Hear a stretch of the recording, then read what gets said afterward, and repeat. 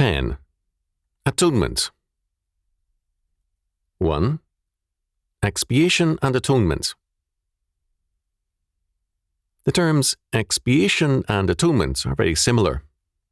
Atonement means the reconciliation of two parties who have become estranged. Expiation is the act of payment, restitution, and restoration whereby atonement is made. When we speak of making atonement, we thus speak of both expiation, the restitution, and atonement, reconciliation. The most serious mistake we can make with reference to expiation and atonement is to assume that these are ecclesiastical concerns whose sole reference is to a particular institution, the church or Christian synagogue, and its doctrine of Christ. Because the triune God is maker of heaven and earth and all things therein, all men inescapably have to deal with God at every point, act, word, and thought in their lives. As such, they are either in obedience to God or in disobedience. Whether or not men believe in God, they are inescapably tied to Him in all their being. Man's sin and unbelief is a moral or ethical fact. Man's being is metaphysically the creation of God. By his sin and unbelief, man makes himself morally estranged from God and at war with God. Metaphysically, however, man still remains totally God's creation and creature, so that, in spite of himself, man cannot depart an iota from the conditions of his life and being as they are ordained by God.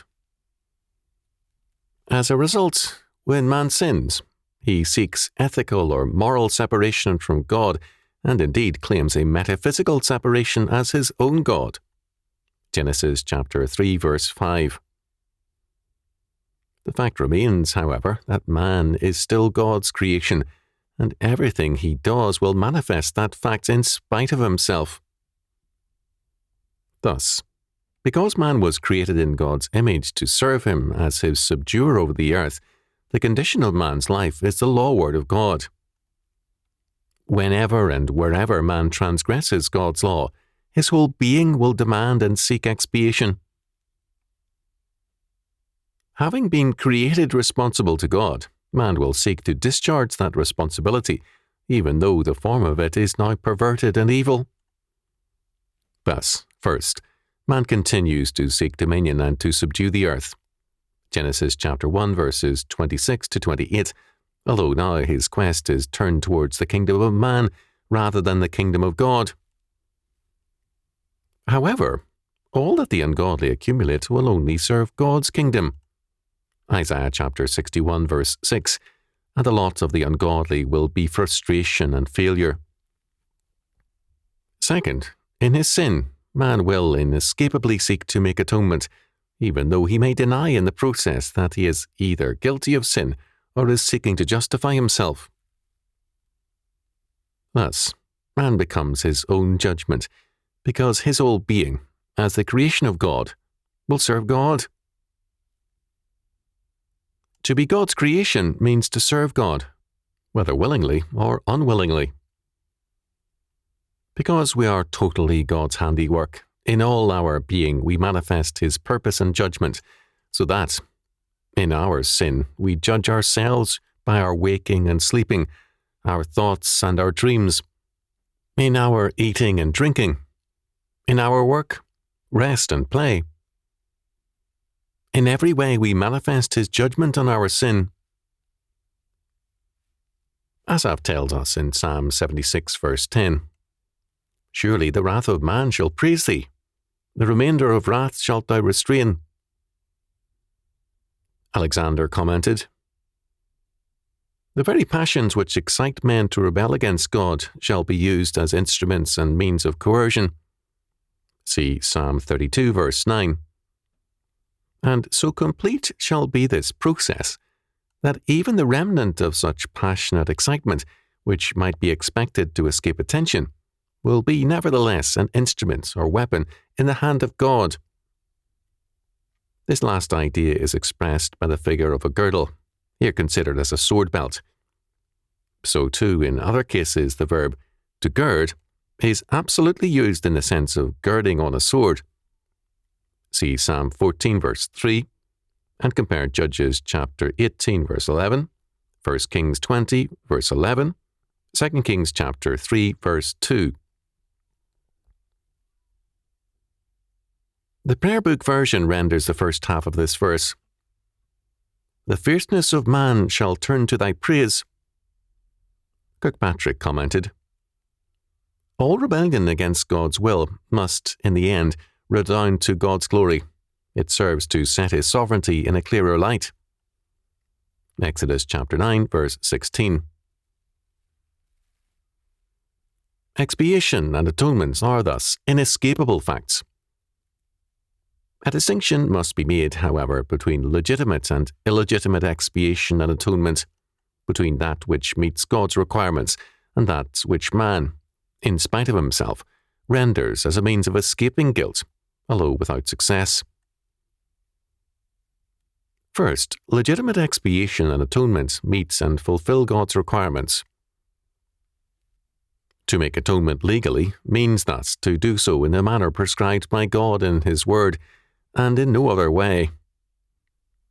Because it is God's law which all sin violates, it must be God's law alone which sets the terms of reconciliation. No thief, adulterer, or murderer has any legal or moral grounds to set the terms of his forgiveness and reconciliation. He does not make the law, and he has no legitimate bargaining power with respect to it. Second, illegitimate expiation and atonement are man's attempts to remove the penalties for sin on his own terms, in his own way, and in his own time and place. In all false expiation and atonement, there is no lack of suffering and punishment, far greater indeed than in legitimate atonement. But there is no release. Hell is the end result of all illegitimate expiation and atonement. The reprobate, insistent on their own way and their own will, give themselves over to eternal self-justification. They are thus totally past-oriented and past-bound, endlessly rehearsing their sins and endlessly justifying themselves.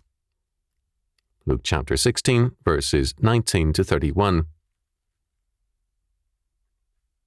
There is neither community nor work in hell, only endless memory and unending and determined self-justification. Heaven is the habitation of those whose sins are legitimately expiated and for whom atonement is accomplished by Christ. The memory of their sins is blotted out even by God. Isaiah chapter 43, verse 25. So that they are freed from the guilt of the past and are future-oriented in this world and eternity-oriented in the world to come. They now work with no curse to hinder or frustrate their activities. Revelation chapter 22, verse 3. Because their reconciliation is real and total. Revelation chapter 22, verse 4. Legitimate and illegitimate expiation and atonement are in two directions, Godward and manward. First, all sin is an offence against God, and all sin requires restitution to God. This is the theological aspect of making atonement. The terms are strictly specified by Scripture. Second, sin also is manward, in that people are robbed, killed, raped, injured, kidnapped, slandered, despoiled by fornication and adultery, defrauded, and so on. Restitution must be made also to man, and this is the anthropological side of making atonement. Civil forgiveness follows such restitution, even as theological forgiveness follows restitution to God. Here again, the terms of restitution and restoration are specified by God's law word. False religion offers illegitimate expiation and atonement, and false civil orders offer illegitimate expiation and atonement. Examples of the latter are the prison system, rehabilitation programs, psychiatric treatments, and so on, all very much with us. When false religion and false civil governments offer men false expiation and atonement, the social order begins to disintegrate. It may talk about love, brotherhood, and community, but it will be marked by hatred, enmity, and social warfare. Men will be at war with themselves and with other men, torn apart by self-hatred and a hatred of the world and life.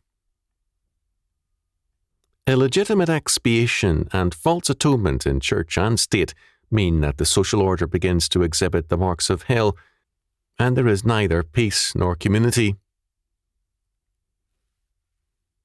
Ancient Rome recognized the necessity of atonement for social stability and order, and hence it required that all citizens be present for the annual lustrations. The only exemptions allowed were military, and the soldiers gained atonement by proxy. Rome recognized the necessity for expiation and atonement, but it sought these things on false grounds, and hence failed to gain them. Today, the same things are sought by means of laws, political action, and psychiatry. If anything, the results are becoming more disastrous now than they were then. Thus, expiation and atonement are matters of great concern, of heaven and hell, of life or death, and any person or society neglecting them will pay the price of self-destruction.